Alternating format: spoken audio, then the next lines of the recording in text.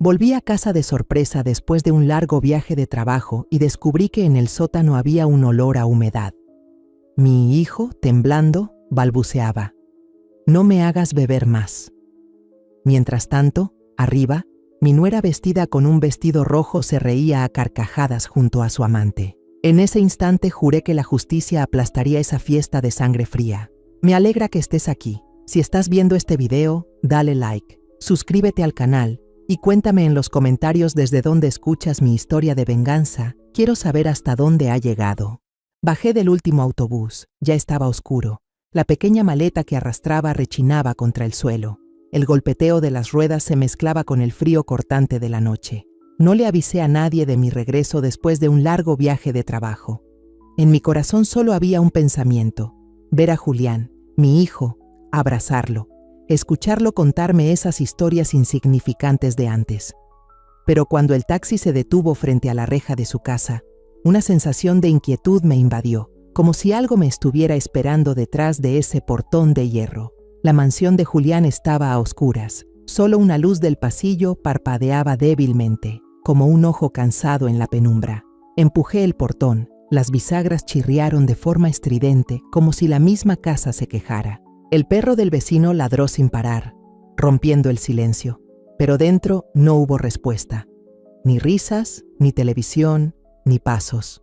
Solo un silencio denso, como si la casa hubiera estado muerta desde hacía mucho. Toqué la puerta, presioné el timbre. La mano me temblaba tanto por el frío como por un presentimiento oscuro. La luz dentro de la casa titiló un par de veces, pero nadie salió. El pecho se me apretó. ¿Dónde estaba Julián? ¿Qué hacía Adilene, mi nuera? Revolví mi bolso buscando la llave de repuesto. Me temblaban tanto las manos que tuve que intentarlo 2 veces para acertar en la cerradura. La puerta cedió. Un aire helado me golpeó el rostro, trayendo consigo el olor tenue y lúgubre de velas consumidas. La sala apareció ante mis ojos, pero ya no parecía la casa de mi hijo. El sofá estaba perfectamente ordenado, como si nadie lo hubiera usado jamás. En la mesa había una botella de vino abierta, junto a una copa de cristal marcada con labial rojo. Una fina capa de polvo cubría la superficie, como si todo hubiera estado olvidado por semanas. El corazón me latía con fuerza. Algo estaba mal, muy mal. Caminé hacia la cocina. El olor a comida podrida me revolvió el estómago. El fregadero estaba lleno de platos sucios. Un vestido rojo había sido arrojado sobre una silla, como si alguien se hubiera marchado con prisa. Llamé en voz baja: «¿Julián? ¿Adilene?», pero solo mi propio eco me respondió. Subí las escaleras. Cada paso pesaba como si me arrastrara hacia un abismo. Los dormitorios estaban vacíos, las camas impecables sin una sola arruga, como si nunca hubieran dormido allí. El armario entreabierto dejaba ver que algunas maletas ya no estaban. Mi mente era un torbellino. ¿A dónde se habían ido? ¿Por qué no había nadie? Al bajar de nuevo, un ruido metálico sonó desde el suelo de madera, leve pero cortante, como el arrastre de una cadena. Me quedé inmóvil, agudizando el oído.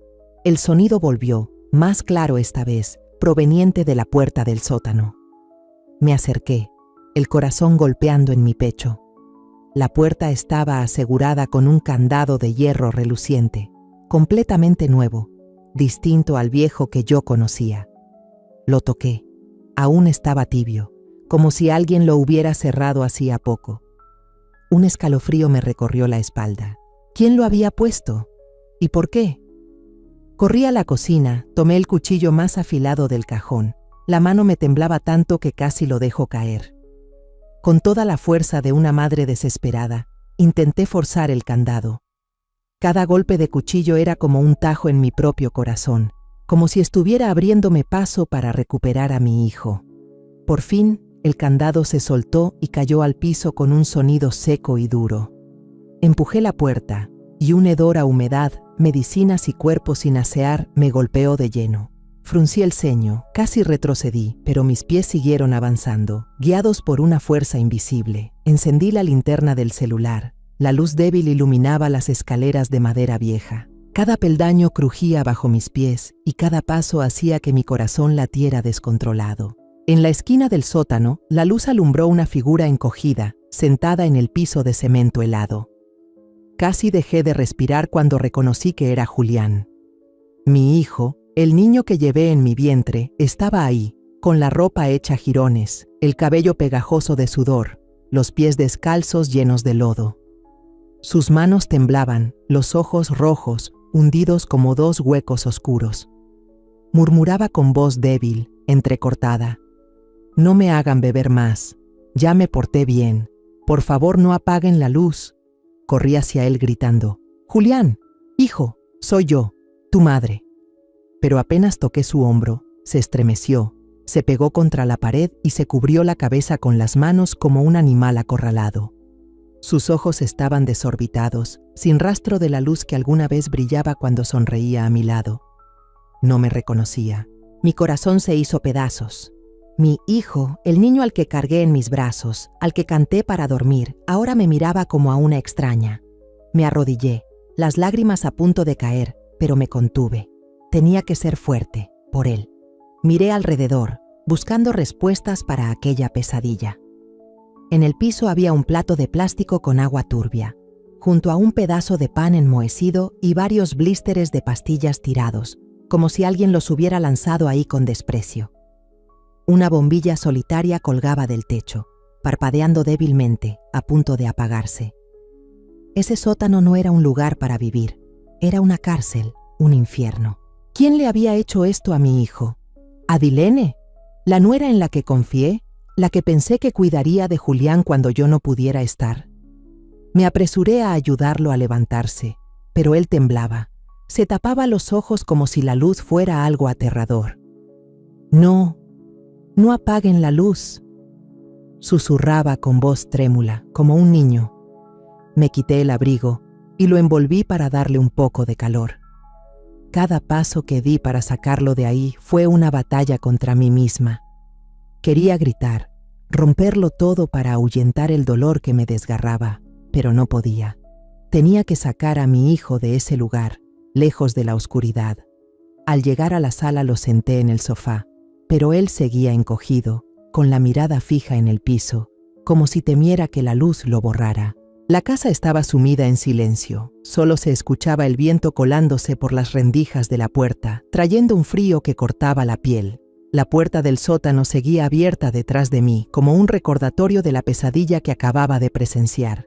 Me quedé de pie, con los puños apretados, sintiendo que dos mundos coexistían en el mismo espacio, uno arriba, lleno de apariencias, y otro abajo, de dolor y desesperanza. El nudo en mi pecho no era solo por Julián, sino por haber permitido que cayera en ese infierno sin darme cuenta. Lo llevé despacio a la sala. Cada paso se sentía como arrastrar un mundo en ruinas. Mi hijo temblaba, sus manos se aferraban a mí, como si al soltarme volviera a hundirse en la oscuridad. Lo acomodé en el sofá frío y corrí a la cocina a buscar agua limpia. Abrí el refrigerador y solo encontré unas botellas viejas de agua mineral, con polvo en las tapas. Abrí una y se la ofrecí. Julián la sostuvo con las manos temblorosas. Bebió apenas unos sorbos y empezó a toser. El agua se le escurría por la comisura de los labios. «Mamá, no tengo sed», susurró con voz débil, asustado como un niño. Cerré los ojos, apreté fuerte las manos para no llorar. Mi hijo, que alguna vez fue fuerte, que reía llenando la casa de alegría, ahora no era más que una sombra. Me levanté y caminé hacia el botiquín colgado en la pared de la cocina, esperando encontrar algo que pudiera ayudar a Julián. Pero al abrirlo, sentí que el corazón se me detenía. Había varias botellas de tranquilizantes y medicamentos psiquiátricos alineados, con etiquetas de nombres extraños y dosis inusualmente altas. Una decía Lorazepam 2 miligramos, otra Haloperidol, fármacos que yo, como exenfermera, sabía muy bien que nunca se deben usar a la ligera. El folleto que acompañaba tenía la firma de un doctor llamado Dr. Vargas, un nombre que jamás había escuchado. ¿Quién había recetado todo esto? ¿Quién se atrevía a dárselo a mi hijo? Apreté el frasco en mi mano, con el pecho ardiendo, pero el ruido de un motor en el patio interrumpió mis pensamientos. Rápido como un reflejo, apagué la luz de la sala y jalé a Julián para que se levantara. «Hijo», en silencio. «Sígueme», susurré, con la voz entrecortada. Él me miró con los ojos llenos de pánico, pero aún así me siguió tambaleante. Lo empujé detrás de las gruesas cortinas de la ventana, donde la luz no podía filtrarse. El corazón me golpeaba el pecho, apenas podía respirar. Por la rendija vi un auto negro y reluciente detenerse frente al portón. Adilene, mi nuera, bajó del coche, vestida con un vestido ajustado, el cabello rizado cayendo en ondas brillantes. A su lado iba un hombre joven, con un traje negro impecable y una sonrisa segura en los labios. Caminaban del brazo, cercanos como esposos, y en la otra mano cargaban bolsas de compras con logotipos de lujo. La risa aguda de Adilene resonó, cortante como un cuchillo en mi pecho. Ella agitaba las llaves del coche y entró a la casa como si fuera una reina. Contuve el aliento, llevé a Julián a un cuartito junto a la sala, un antiguo trastero. «Hijo, quédate aquí, no hagas ruido», murmuré, cerrando la puerta con llave, con las manos temblando tanto que casi se me caen. Por la ranura vi a Adilene y al hombre subir las escaleras. Ella se cambió a un vestido rojo encendido, con el logo de Chanel brillando en el pecho, como presumiendo su lujo. El hombre se quitó el saco, descorchó una botella de vino y preparó una cena en el comedor. El aroma de carne asada se mezclaba con el sonido suave del jazz que salía de las bocinas. Brindaron. El tintinear de las copas llenó el aire, seguido de risas. Adilene le dio un beso en la mejilla al hombre y dijo con voz dulce: «Amor, hoy estoy tan feliz. Todo está saliendo como planeamos». El tipo se rió fuerte y contestó: «Con esto, nadie podrá detenernos, mi amor». Mientras tanto, desde el cuartito, los gemidos débiles de Julián atravesaban el silencio, como cuchilladas en mi pecho. «No me hagan tomar más. No me encierren otra vez».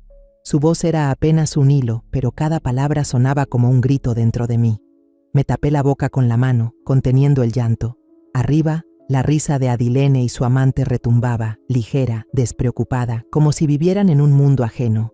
Abajo, mi hijo había gritado, suplicado, y ahora solo murmuraba en la desesperación. Dos mundos opuestos, el brillo del lujo y la oscuridad del dolor, coexistiendo bajo un mismo techo. Sentí que me partía en dos, desgarrada entre la angustia por Julián y la rabia por la desvergüenza de Adilene. Avancé por el pasillo, pisando como una sombra, hasta acercarme a la rendija de la puerta del comedor. Por el hueco vi cómo se sentaban frente a frente, la luz de las velas iluminando el rostro de Adilene. Ella reía, contando su día de compras, alardeando del bolso nuevo que costaba miles de dólares. El hombre asentía, le servía más vino y le tomaba la mano mientras susurraba algo que la hacía reír. Yo apreté el borde de mi blusa, con las uñas clavándose en la palma. Ellos estaban viviendo la vida de mi hijo, gastando su dinero, mientras él estaba encerrado como un animal en el sótano. Quería irrumpir, gritar, abofetear ese rostro maquillado de Adilene, pero sabía que no podía. No ahora. Necesitaba pruebas. Tenía que mantener la calma para salvar a Julián. Me eché hacia atrás, salí al patio trasero, donde la puerta de vidrio daba directo al comedor. Mis manos temblaban mientras sacaba el celular y tomaba unas fotos a través del cristal. Adilene y su amante seguían riendo, sin sospechar que yo estaba ahí, escondida en la oscuridad. El flash del teléfono brilló, pero ellos estaban tan absortos que ni lo notaron. Miré las fotos recién tomadas, la sonrisa radiante de Adilene, la mano del hombre sobre su hombro, la mesa repleta de platillos. Cada imagen era una puñalada, pero también una pieza más para desenmascararlos. Guardé el celular en el bolsillo, el corazón golpeando fuerte, con la sensación de que el mundo entero daba vueltas. Adilene despidió a su amante. Su risa estridente todavía resonaba cuando la puerta se cerró. Me quedé en la penumbra de la sala, esperando a que sus tacones resonaran por las escaleras. Cuando estuve segura de que había entrado a su habitación, me deslicé a la cocina, moviéndome ligero como una sombra. Abrí el cajón junto al horno, pensando en encontrar agua o algo más para Julián. Pero lo que apareció fue un legajo grueso de documentos, mal acomodado. con una esquina sobresaliendo. En la portada había una mancha de lápiz labial rojo, como si alguien lo hubiera escondido con prisa. Me temblaban las manos al abrirlo. Dentro había montones de papeles bancarios, contratos de transferencia de propiedades, todos con la firma de Julián Herrera. Pero la escritura era torpe, temblorosa, nada que ver con la mano firme de mi hijo. Yo lo había visto firmar antes, cada letra clara, fuerte. Esas firmas, en cambio, parecían hechas por alguien bajo presión, o peor aún, falsificadas. Algunas páginas hasta tenían sellos notariales, pero la tinta estaba corrida, como si los hubieran estampado a las apuradas. La rabia me hirvió por dentro, pero me obligué a mantener la calma. Saqué el celular, fotografié cada página, cada firma, cada sello. El flash brillaba en la oscuridad, y luego volví a colocar el legajo exactamente como estaba, sin dejar rastro alguno. Si Adilene lo descubría, todo se vendría abajo. Salí a la sala, mis ojos revisando cada rincón. En el estante viejo vi una cajita de madera, mal puesta en un costado.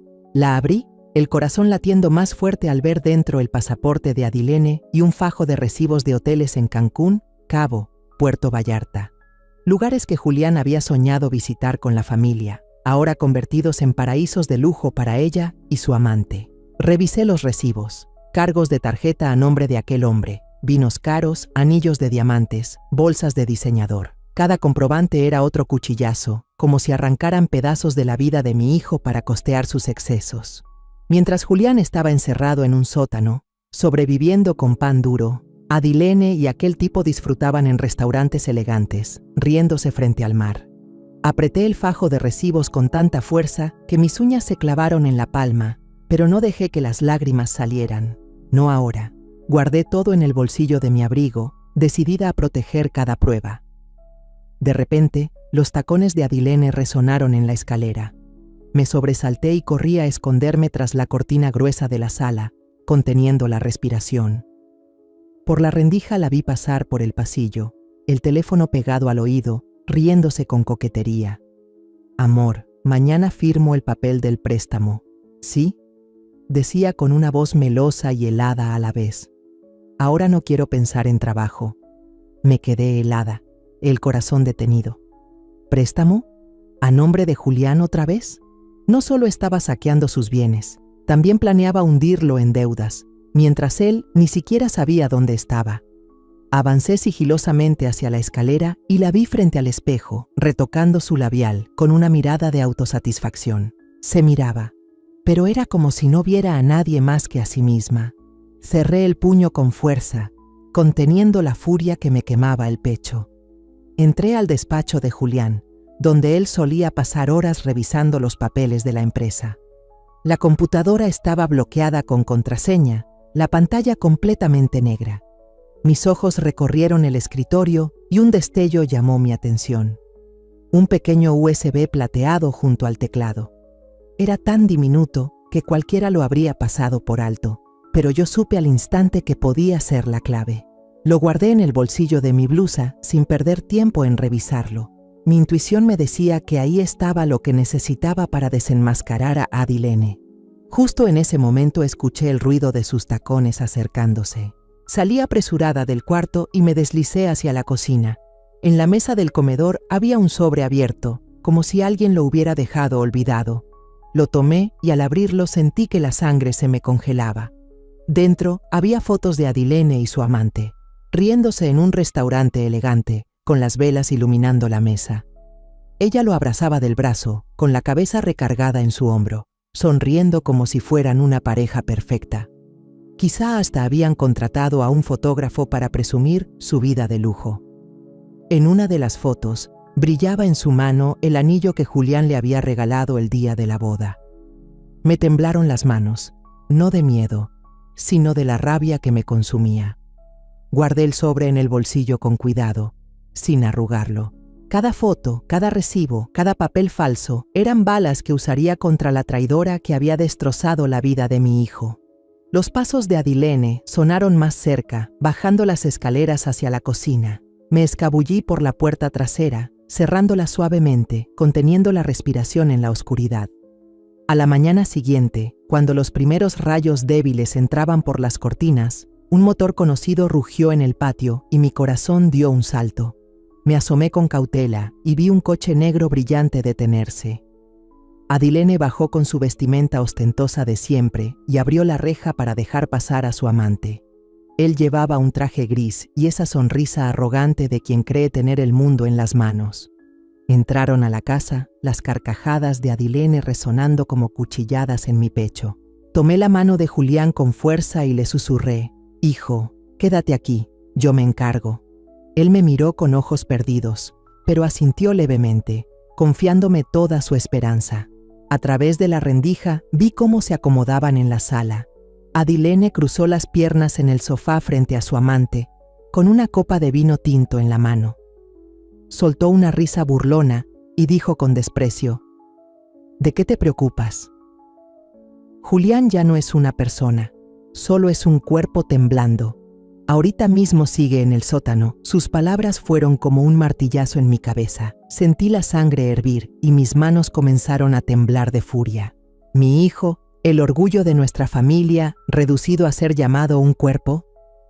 El hombre asintió, dio un sorbo a su taza de porcelana blanca y respondió con calma calculada: «Cuando tengamos todos los papeles listos, venderemos esta mansión. Nos mudaremos a Madrid, empezaremos de nuevo. Hiciste un gran trabajo». Adilene ambos rieron, como si hablaran de un negocio y no de la destrucción de la vida de mi hijo. Ya no pude contenerme. La rabia me nubló el miedo. Empujé la puerta y entré, con pasos firmes y pesados. La copa en la mano de Adilene se estrelló contra el suelo, rompiéndose en 1000 pedazos con un sonido metálico. El vino se extendió sobre la madera como si fuera la sangre de Julián. Ella levantó la vista, sorprendida apenas un instante, pero pronto recuperó la calma. «¿Isabel? ¿Qué hace aquí?», dijo con voz fría, sin pizca de temor. «Pensé que regresaba hasta el próximo mes». La miré directo a los ojos, como si todo el mundo se redujera a esa mirada helada. «Dejaste a mi hijo en el sótano», dije apretando cada palabra, con la voz quebrada por la furia. «Mientras tú sales a cenar, a comprar y a pasear con tu amante, ¿y todavía lo llamas un cuerpo?». Adilene cruzó los brazos, con una sonrisa desafiante en los labios. Él ya era débil desde hace tiempo, no pudo soportar la presión y se volvió loco, dijo, con un tono plano, como si contara una historia que no le importaba. «Yo solo lo ayudé a terminar antes. En realidad debería darme las gracias». Sus palabras fueron como una bofetada en mi cara. «¿Gracias? ¿Por encerrar a mi hijo en un sótano? ¿Por envenenarlo con pastillas? ¿Por robarle la vida?». Quise gritar, quise abalanzarme sobre su cara pintada y abofetearla, pero sabía que debía mantener la calma. No era el momento de perder el control. El amante se levantó, dispuesto a intervenir, con voz resbaladiza. «Está malinterpretando todo. Nosotros solo…». Yo levanté la mano, cortándolo. «A ti no te he preguntado nada. Eres solo una sanguijuela, viviendo de la crueldad de ella». Se quedó helado, el rostro enrojecido, pero sin atreverse a decir más. Adilene se acercó, con la mirada fija y la voz cargada de veneno. «¿Cree que puede salvarlo? Él ya no tiene nada. La casa, el dinero, el honor, todo es mío ahora». Se quedó ahí, altiva, convencida de que ya había ganado. Pero no sabía que yo lo había visto todo: los papeles falsificados, las facturas de lujos, las fotos de una felicidad inventada. La miré directo a los ojos y apreté cada palabra. «Podrás manipular al mundo entero, pero no puedes engañar a una madre cuando ve a su hijo hundiéndose en el infierno». El aire en la sala se volvió espeso, como si el tiempo se hubiera detenido. El tic-tac del reloj de péndulo se mezclaba con el goteo del vino que caía del vaso roto en el suelo. Adilene se dio vuelta, se sentó tranquila en la silla y llenó otra copa, como si todo aquello no fuera más que un juego. «Si quiere demandar, hágalo», dijo con frialdad. «No me da miedo. En el juzgado, lo que diga será apenas el llanto de una vieja senil. ¿Quién le va a creer?». Su sonrisa fue como una puñalada, pero no respondí. Me di la vuelta y salí, cada paso conteniendo la rabia que hervía dentro de mí. Afuera, La luz helada de la luna lo cubría todo, iluminando el rostro tembloroso de Julián, que me miraba desde la ventana del cuartito. Sus ojos, aunque perdidos, brillaban con un destello de esperanza al verme. Apreté con fuerza la memoria USB en el bolsillo de mi abrigo y le prometí en silencio: no dejaré que ella gane, Julián. Nunca. Después de enfrentar a Adilene, supe que no podía permitir que Julián permaneciera un minuto más en esa casa. Cada segundo allí era otro segundo de miedo y oscuridad para mi hijo. Volví al cuartito, donde él seguía acurrucado en la esquina, con los ojos cerrados y la camisa empapada de sudor. Me arrodillé, lo tomé suavemente por los hombros y susurré con la voz temblorosa: Julián, hijo, soy yo, tu madre. Te voy a sacar de aquí. Ahora mismo él abrió los ojos, la mirada perdida, y murmuró apenas: mamá, tengo miedo. Ellos quieren matarme. Sus palabras atravesaron mi corazón como un cuchillo. Lo abracé, conteniendo las lágrimas, mientras sentía su cuerpo frágil y tembloroso. Estoy aquí, hijo. Nadie más te va a hacer daño, le susurré, aunque yo misma temblaba por lo que estaba a punto de enfrentar. Busqué una manta vieja en el rincón del cuarto y envolví a Julián, ocultando su aspecto demacrado. Su cuerpo era tan ligero que parecía que toda la vida se le había escapado. Lo ayudé a salir por la puerta trasera, paso a paso, cuidando de no hacer ruido. Desde arriba todavía se escuchaban las risitas de Adilene, despreocupadas y crueles, como si no le importara en absoluto si su esposo vivía o moría. Cada risa era un corte en mi corazón, pero yo apreté los dientes, concentrada solo en sacar a Julián de allí.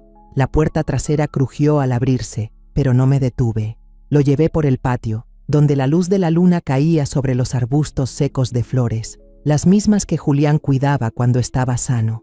Al llegar al callejón oscuro detrás de la casa, vi la luz tenue que salía de la vieja van de don Mateo, un amigo de muchos años que antes fue chofer de ambulancia. Lo había llamado la noche anterior, después de tomar fotos de Adilene y su amante. Mateo estaba allí, flaco pero con la mirada firme. Al ver a Julián, se quedó helado y murmuró con voz entrecortada: Dios mío, ¿cómo terminó el muchacho así, Isabel? Yo solo asentí, sin atreverme a hablar, temiendo que si lo hacía me pondría a llorar. Colocamos a Julián en el asiento trasero y lo cubrí con mi abrigo para mantenerlo caliente. No al hospital cercano, le dije a Mateo, con voz baja pero firme. Adilene podría encontrarlo. Llévalo a la clínica del doctor Ramírez. Confío en él.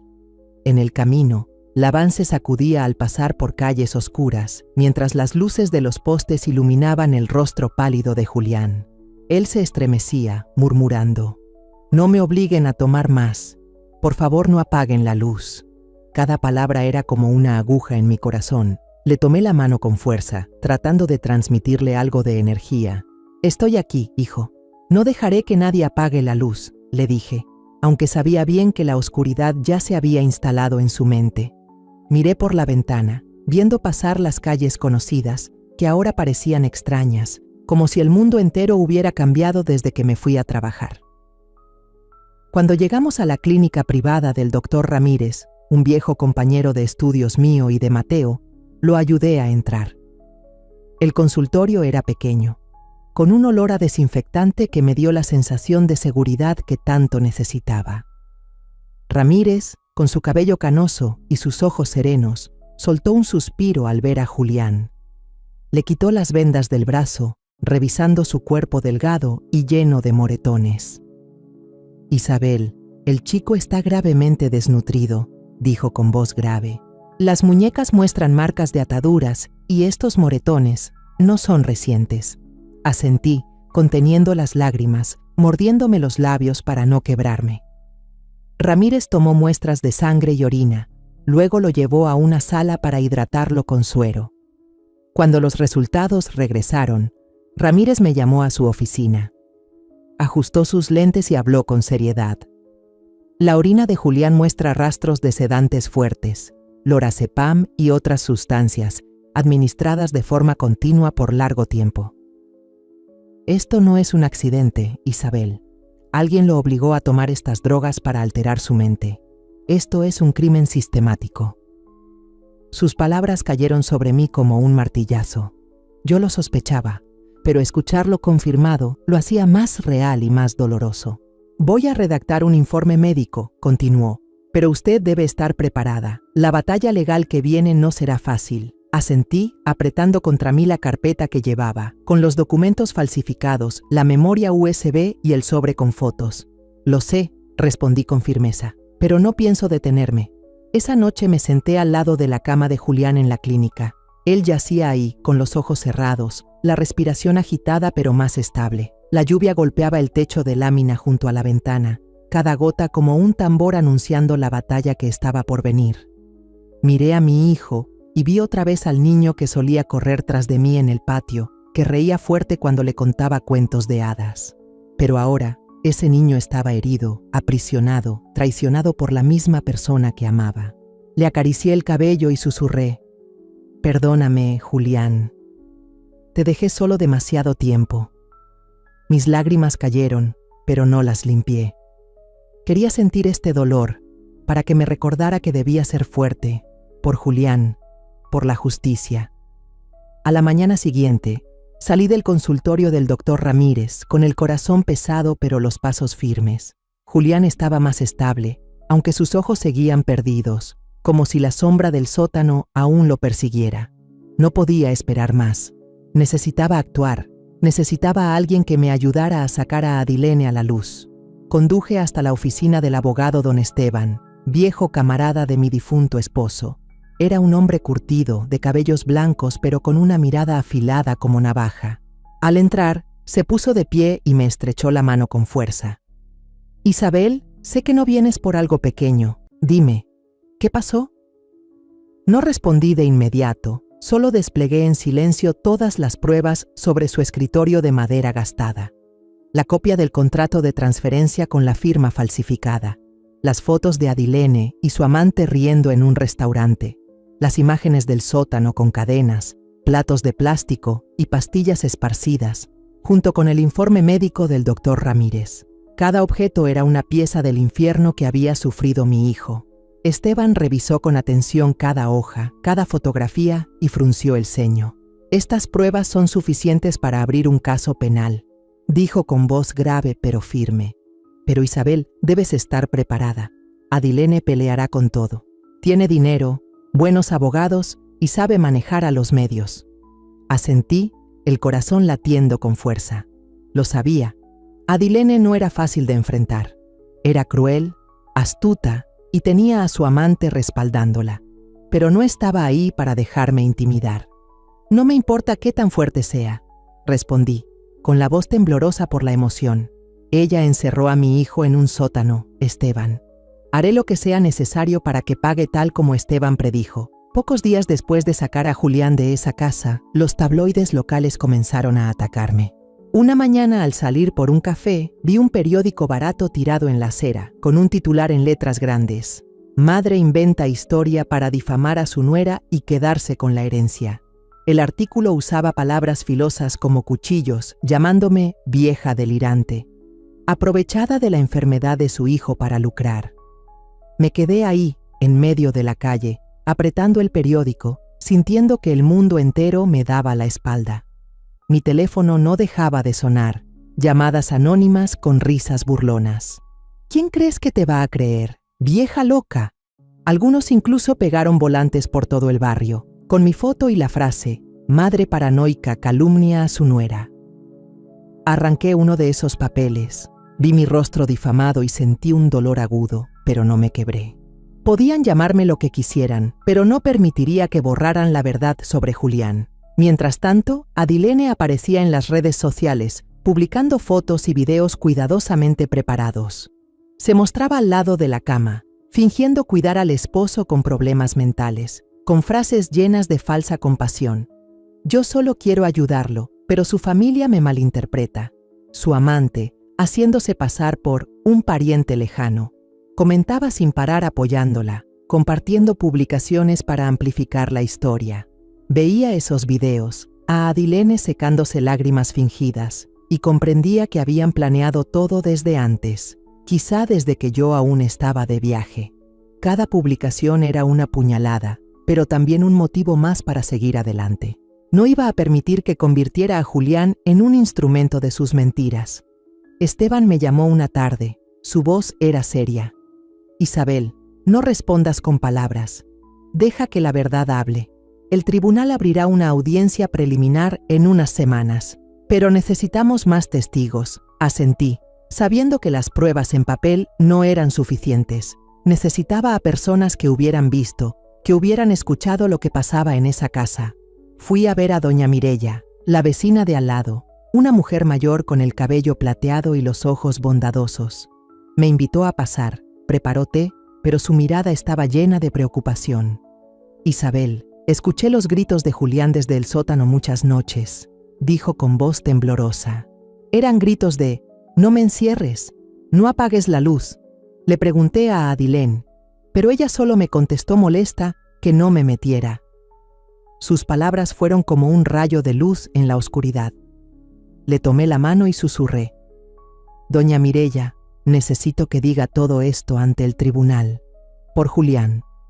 Después busqué a Sofía, la exempleada doméstica de Adilén. Vivía en un pequeño departamento en las afueras y sus ojos reflejaban miedo al verme. Yo llegué a ver frascos extraños en la cocina, contó Sofía con voz titubeante. Pregunté por Julián, pero la señora Adilene me gritó y me corrió la semana siguiente. Aún con temor al poder de Adilene, aceptó testificar. Esteban y yo grabamos en video todas las declaraciones de doña Mireya y Sofía, y las guardamos con cuidado en una memoria USB junto con las demás pruebas. Cada palabra, cada historia, era otra bala en mi arsenal. El día que recibí la citación del tribunal, me quedé frente a la entrada, mirando los escalones de piedra helados. Los periodistas se agolpaban, me empujaban los micrófonos a la cara, lanzando preguntas como cuchillos. ¿Es cierto que inventó todo para quedarse con los bienes? ¿De verdad su hijo está loco? No respondí. Solo saqué mi teléfono y abrí la foto de Julián, flaco, con los ojos enrojecidos, encogido en el sótano. Se las mostré sin decir una palabra. Hubo unos segundos de silencio, luego el estruendo de las cámaras, los flashes iluminando como si quisieran devorarme. Crucé entre ellos, la cabeza en alto, y entré al tribunal. En mi interior sabía que la verdadera batalla acababa de comenzar. El día de la primera audiencia me puse un vestido negro sencillo y un pañuelo blanco en el cuello, como un recordatorio de los días de luto que Julián y yo habíamos vivido. Lo ayudé a entrar al tribunal, paso a paso, pesado pero firme. Julián estaba débil, caminaba despacio, sus ojos aún enrojecidos pero con un brillo nuevo, como si una chispa de esperanza hubiera regresado. Le tomé la mano, sentí sus dedos fríos y temblorosos y la apreté fuerte, queriendo pasarle mi fuerza. «Mamá está aquí, hijo», le susurré, tratando de mantener la voz serena, aunque por dentro me desgarraba un huracán. Afuera del tribunal, los reporteros seguían amontonados, los flashes estallaban sin cesar. Algunos gritaban con voces agudas, cortantes como navajas. «Señora Isabel, ¿este es el hijo loco que usted encerró para inventar una historia? Hace todo esto por dinero, ¿verdad?». Cada palabra me atravesaba como una daga, pero no respondí. Solo apreté con más fuerza la mano de Julián y lo guié entre la multitud, con la cabeza en alto. Yo no había ido ahí para justificarme ante ellos. Estaba ahí para reclamar justicia para mi hijo. En la sala de audiencias, el aire era denso, sofocante. Llevé a Julián hasta la primera fila, sintiendo decenas de miradas clavadas en nosotros. Entonces entró Adilene, como si subiera a un escenario. Llevaba un vestido azul ajustado, los labios pintados de rojo intenso, el cabello ondulado con volumen, y cada paso destilaba arrogancia y seguridad. Su amante, con un traje negro reluciente y un Rolex brillante en la muñeca, se sentó en las últimas filas con una mirada desafiante. Me miró con una sonrisa torcida que parecía decir: «Usted no podrá hacer nada». Adilene me sostuvo la mirada, sonrió con suficiencia y le guiñó un ojo a su abogado, un hombre joven de corbata roja y rostro gélido, como una máquina. Yo apreté los puños, luchando contra la furia que me hervía en el pecho. Ellos pensaban que podían manipular a todo el tribunal. pero yo no iba a dejar que se salieran con la suya. El juez don Ignacio entró, de porte imponente y rostro severo. Golpeó el mazo y el sonido firme hizo que toda la sala quedara en silencio. La audiencia comienza, dijo con voz grave, pero llena de autoridad. El abogado de Adilén se levantó, avanzó al centro de la sala, con un tono fluido como si hubiera ensayado cientos de veces. Señoría, mi clienta, la señora Adilene Torres, ha cuidado con dedicación a su esposo con enfermedad mental, Julián Herrera, durante muchos años. Él tiene un historial de inestabilidad desde hace tiempo, y las acusaciones de la señora Isabel, la suegra de Adilén, no son más que el producto de conflictos familiares. La señora Isabel inventó esta historia de maltrato para apropiarse de los bienes de su hijo. Hizo una pausa. Miró alrededor de la sala con una seguridad que parecía la de alguien convencido de la victoria. Los reporteros tomaban notas sin parar. Algunos incluso asentían, como si sus palabras fueran una verdad indiscutible. Yo me quedé allí, escuchando cada palabra de ese abogado, sintiendo que la sangre me hervía en las venas. ¿Se atrevían a llamar a Julián un enfermo mental? ¿A decir que yo inventaba todo? Miré a Julián. Tenía la cabeza gacha, las manos apretando el borde de su camisa, como si esas palabras lo empujaran de nuevo a la oscuridad. Quise ponerme de pie, gritar que todo era mentira, pero Esteban, sentado a mi lado, puso su mano sobre mi hombro y negó suavemente con la cabeza. «Tranquila, Isabel», susurró, «ya viene nuestro turno». Cuando Esteban se levantó, no habló mucho. Simplemente caminó hacia el proyector y mostró una fotografía. Era Julián, delgado, encogido en la esquina del sótano, junto a un cuenco de agua turbia y pastillas esparcidas. La luz de la pantalla iluminó el rostro pálido de mi hijo, y la sala entera quedó en silencio por unos segundos. Los murmullos se apagaron. Algunas personas se taparon la boca, otras lo miraban horrorizadas. Miré a Adilene. Ella seguía erguida, inclinando apenas la cabeza, con esa sonrisa delgada en los labios, como si todo fuera una puesta en escena. Pero yo vi, en lo profundo de su mirada, un destello de inseguridad. El juez golpeó el mazo, exigiendo orden. «Llamen al testigo Julián Herrera», anunció. La sala entera estalló en murmullos. Yo tomé a Julián del hombro, ayudándolo a subir al estrado. La luz lo alcanzó de lleno, revelando los moretones difusos en sus muñecas. Temblaba, con las manos apretando su ropa, como si temiera que un solo movimiento en falso lo arrastrara otra vez a la oscuridad. Yo, abajo, sentía el corazón golpearme el pecho, deseando abrazarlo, protegerlo de las miradas del público, de Adilén, de ese amante suyo. «Julián», dijo Esteban con voz suave, «cuéntale al tribunal lo que pasó». Julián respiró hondo, su voz pequeña pero clara en cada palabra. Me encerraban en el sótano, me obligaban a tomar pastillas, pedía agua, pero solo me daban medicinas. Se detuvo, con la mirada perdida, como si reviviera la pesadilla. Les rogaba, pero no escuchaban. Apagaban la luz, me dejaban en la oscuridad. Cada frase era como una puñalada en mi corazón. Vi a varias personas en la sala taparse la boca, una mujer en la última fila se secaba las lágrimas. Pero Adilene soltó una risa burlona, interrumpiendo. «Señoría, eso no es más que un delirio. Él ha sido débil desde niño, todos lo saben». Su voz sonaba fría, llena de desprecio, como si Julián no mereciera existir. El juez golpeó el mazo, pidió silencio, y su mirada hacia Adilene se volvió fría por un instante. «Señora Torres, no le permito interrumpir al testigo», dijo con voz severa. Miré a Julián, lo vi con la cabeza baja, las manos temblando. Yo quería correr al estrado, abrazarlo, decirle que mamá estaba ahí, que no dejaría que nadie lo lastimara otra vez. Pero solo pude quedarme de pie, apretando los puños, rezando para que la verdad hablara por sí sola.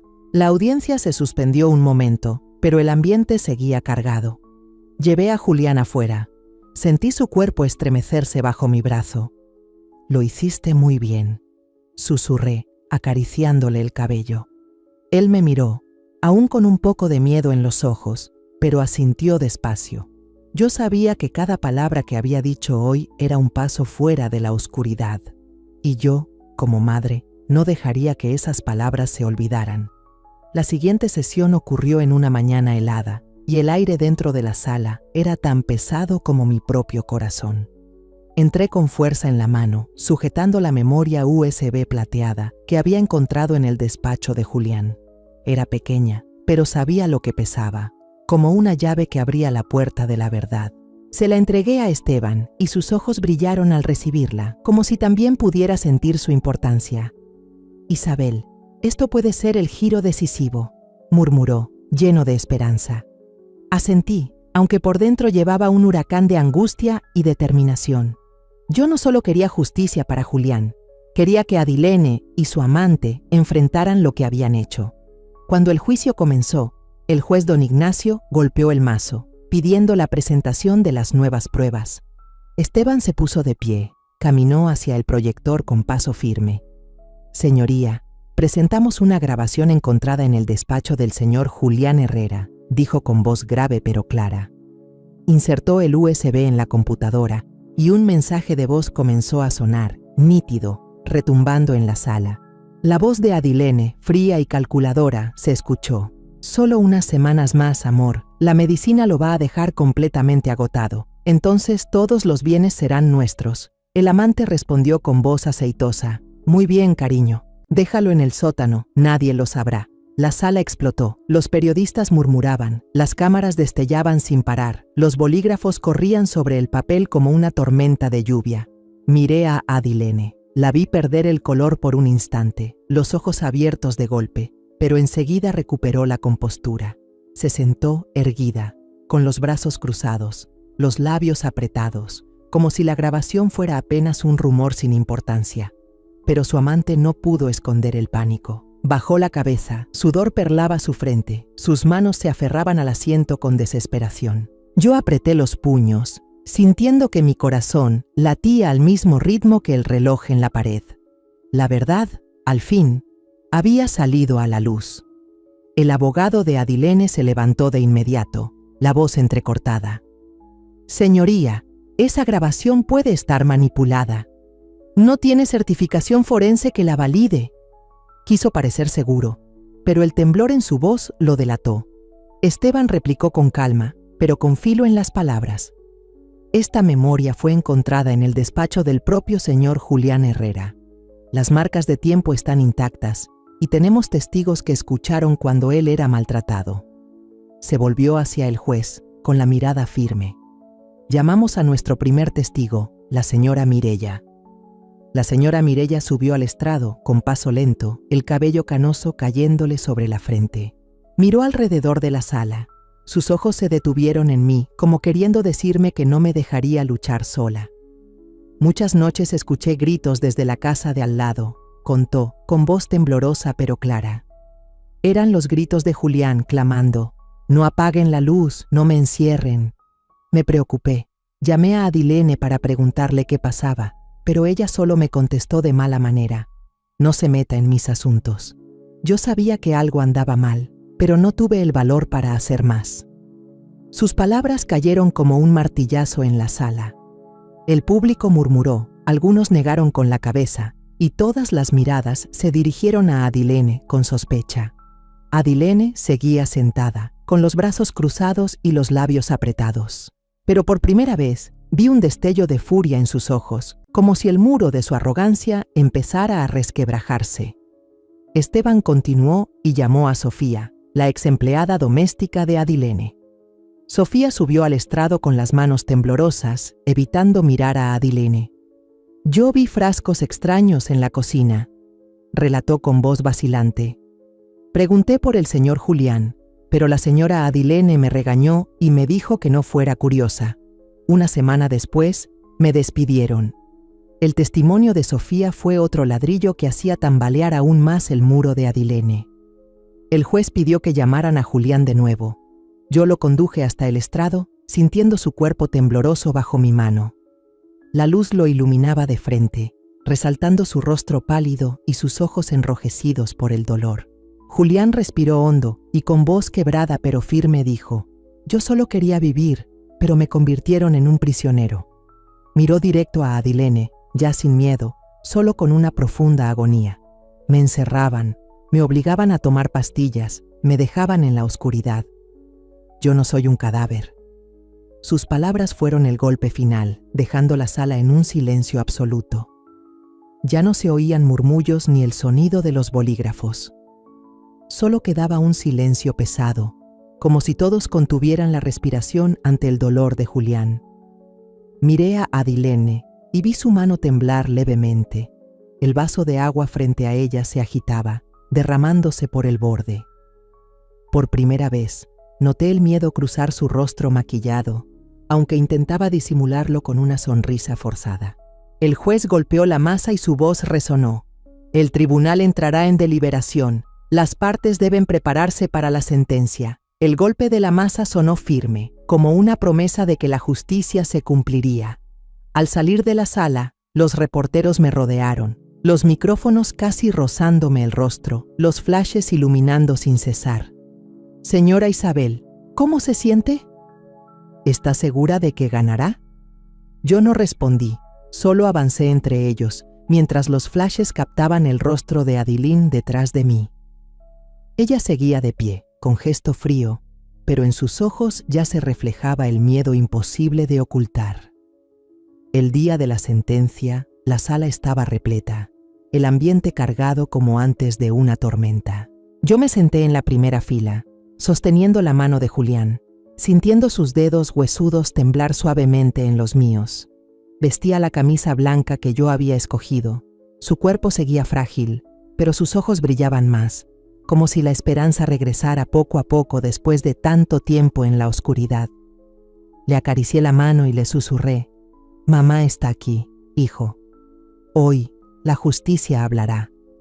Julián asintió despacio, su mirada fija al frente, donde el juez don Ignacio se preparaba para leer el veredicto. Afuera, periodistas de todas las ciudades cercanas se agolpaban. Los flashes de las cámaras destellaban sin descanso, como si quisieran inmortalizar cada instante de aquel día decisivo. Adilene entró, ya sin la arrogancia de los juicios anteriores. Llevaba un traje sastre sencillo, gris oscuro, el cabello recogido, el rostro sin maquillaje, pero sus ojos seguían fríos, como si aún creyera que podía librarse de todo. Su amante venía justo detrás, con la cara pálida, el cabello peinado con brillantina pero la frente cubierta de sudor. Evitaba la mirada de la multitud, pero vi cómo le temblaban las manos al sentarse. Los miré, y en mí ya no quedaba ira, solo una firmeza helada. Ellos habían convertido la vida de mi hijo en un infierno, y hoy iban a pagar por ello. El juez don Ignacio se puso de pie, su voz retumbó, grave pero firme. Después de revisar las pruebas y los testimonios, el tribunal declara: Adilene Torres y su cómplice son culpables de maltrato, envenenamiento premeditado, privación ilegal de la libertad, falsificación de documentos y despojo de bienes. La sala quedó en silencio absoluto, como conteniendo la respiración. Continuó.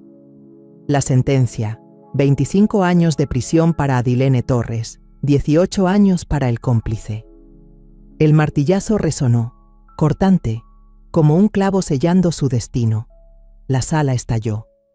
Se levantó un murmullo ensordecedor. Los reporteros levantaron sus cámaras disparando sin parar. Los flashes iluminaban todo. Escuché los gritos de la gente. La justicia se cumplió. El mal paga su precio. Volteé a ver a Julián. Lo vi con la cabeza agachada, los dedos aferrados al borde de su camisa, como si aún no pudiera creer que la pesadilla había terminado. Lo abracé, susurrándole: «Hijo, se acabó. Ya estás a salvo». Pero Adilene, al ser llevada por la policía, de pronto se detuvo frente a mí. Sonrió con desprecio, los ojos llenos de veneno. «Seguro está feliz, ¿verdad? Pues igual se va a quedar sola en esa casa, con un hijo retrasado». Sus palabras fueron como un cuchillo, pero no contesté. Solo la miré fijo a los ojos, con determinación, sin titubear. Y cuando los policías le pusieron las esposas, Vi cómo por primera vez se le escapaba un destello de miedo que no pudo ocultar. Su amante fue sacado enseguida después de ella, la cabeza agachada, intentando cubrirse de las cámaras. Pero la multitud no lo perdonó. Le gritaron: «¡Monstruo! ¡Parásito de mujeres!». Aceleró el paso, pero los insultos lo persiguieron, como si fuera otra condena dictada por el pueblo. Yo me quedé ahí, mirándolos ser llevados, sin sentir satisfacción, solo un alivio mezclado con dolor. La justicia se había cumplido, pero las heridas en el corazón de Julián, y también en el mío, tardarían mucho en sanar. Esa noche regresé a casa, la casa que había sido el infierno de mi hijo. En silencio, entré al dormitorio de Adilene, donde había dejado las huellas de su lujo y sus mentiras. Abrí el closet y encontré vestidos lujosos, tacones altos y cajas de maquillaje costoso. Cada objeto era un recordatorio de los días en que vivió cómoda a costa del sufrimiento de Julián. No sentí rabia, no lancé maldiciones. Solo empecé a recoger todo, vestido por vestido, zapato por zapato, labial por labial, metiéndolos en bolsas grandes. Cada vez que una bolsa pesada golpeaba el piso, el sonido seco era como cerrar una puerta del pasado. Las cargué hasta la iglesia cercana y doné todo, sin quedarme con nada. Quería borrar todo rastro de Adilene de esa casa, de la vida de Julián. Una semana después del juicio, llevé a Julián a un centro de rehabilitación especial en las afueras de la ciudad, donde el aire fresco y las hileras de árboles daban una sensación de paz. Cada día manejaba horas para visitarlo, llevando comidas sencillas que solía gustarle: atole de frijol rojo, flan o simplemente una taza de café con leche caliente. Julián seguía débil, su cuerpo delgado como una sombra, y cada vez que escuchaba cerrarse la reja de metal, se sobresaltaba, con los ojos muy abiertos, llenos de miedo. Pero poco a poco empecé a notar un cambio. Aceptaba comer un poco de atole, aunque fueran solo unas cucharadas, y a veces, cuando yo me sentaba junto a su cama, esbozaba una sonrisa leve. Esa sonrisa, aunque frágil, era como un rayo de sol filtrándose en días oscuros, y me calentaba el corazón. «Mamá, el atole está muy rico hoy», me dijo una vez, con voz ronca pero sincera. Yo asentí, conteniendo las lágrimas, sabiendo que cada paso pequeño era una victoria. Una mañana temprano llevé un ramo de lirios blancos, las flores que a Julián le gustaban cuando era niño. Los puse en la mesita junto a su cama, y la luz del sol que entraba por la ventana hacía brillar los pétalos como si fueran pequeñas estrellas. Julián miró el ramo y de pronto tomó mi mano. Sus dedos delgados se apretaron fuerte. «Mamá, ya no escucho esos pasos en la oscuridad», susurró con la mirada más clara que nunca. Sus palabras fueron como un cuchillo, dolorosas y a la vez felices. Le apreté la mano, con los ojos llenos de lágrimas que no dejé caer, y solo asentí. «Hijo, te lo prometo, no habrá más oscuridad». En ese instante decidí. No iba a dejar a Julián en ese lugar. Él necesitaba su casa, necesitaba a su madre, necesitaba la luz de verdad. Me comuniqué con el doctor Ramírez para pedir su opinión, y él estuvo de acuerdo en que llevarlo a casa podría ayudarlo a recuperarse más rápido. El día que lo traje de regreso, el cielo estaba azul, sin una sola nube. Lo ayudé a subir al auto y lo vi mirar por la ventana con curiosidad, como un niño. «Mamá, extraño el roble del patio», dijo en voz baja pero llena de sentimiento. Sonreí y acaricié su cabello. «El roble sigue allí, hijo, y está esperándote». Cuando llegamos a la casa, lo vi respirar profundo, como si intentara recuperar pedazos de recuerdos que le habían robado. Abrí la puerta y lo conduje a la sala, inundada de sol por los ventanales. «Esta es tu casa», le dije, con la voz temblorosa, «y desde ahora será un lugar seguro». Julián asintió, se sentó en el sofá y pasó la mano por la mesa de madera, como buscando reencontrarse con lo conocido. No pasó mucho tiempo antes de que me reuniera con el abogado Esteban para hablar de una idea que había empezado a formarse en mí desde los días del juicio. Yo quería convertir el dolor de Julián en fuerza para otros. Deberíamos crear un fondo de apoyo a víctimas de violencia familiar, le dije con firmeza. Esteban asintió, con los ojos brillando. «Es una idea excelente, Isabel. Y sé cómo lo va a llamar», sonreí. aunque el corazón todavía me dolía. La luz de Julián. Ese fue el nombre que elegí para recordar que, por más cruel que sea la oscuridad, la luz siempre puede regresar. Decidí que la sede del fondo estaría en mi propia casa. La habitación que Adilene había usado para falsificar documentos, el lugar que guardaba tantas mentiras y crímenes, ahora se convirtió en una oficina de asesoría legal gratuita. Esteban y yo trabajamos sin descanso, acomodando escritorios, colgando carteles con información y contactando abogados voluntarios. Cada día, al estar en esa habitación, mirando los papeles pegados en la pared con números de ayuda, sentía que estaba reconstruyendo una parte de la vida de Julián. «Mamá, estoy orgulloso de ti», me dijo una vez, al verme preparar documentos para el fondo. Esas palabras fueron como medicina, borrando las noches sin dormir y sanando las heridas en el alma. El día en que se anunció la creación del fondo, los vecinos, el doctor Ramírez y don Mateo, estuvieron presentes. Llenaron la sala, me dieron palmadas en el hombro, con miradas llenas de admiración. «Doña Isabel», dijo don Mateo con voz cálida y grave, «usted ha convertido el dolor en fuerza para muchos otros». Doña Mireya, la vecina que había testificado, me abrazó con fuerza. «Julián tiene la suerte de tenerla como madre». Yo sonreí, pero las lágrimas cayeron en silencio. No hice esto para recibir elogios, lo hice por Julián, por los demás que siguen atrapados en la oscuridad, como lo estuvo mi hijo. Esa noche, me senté en el porche, mirando la luz que salía del cuarto de Julián. Una luz suave, amarilla y cálida, que parecía ahuyentar todas las sombras de la casa. Recordé los días terribles, cuando encontré a Julián en el sótano, cuando me enfrenté a Adilene, cuando estuve de pie en el tribunal. Todo parecía una pesadilla que había pasado, pero las cicatrices seguían allí, en mí y en Julián. Con el viento de la noche, susurré: «Te arrebataron una vez la luz, pero yo te devolveré al sol». Esa promesa no era solo para Julián, también era para mí.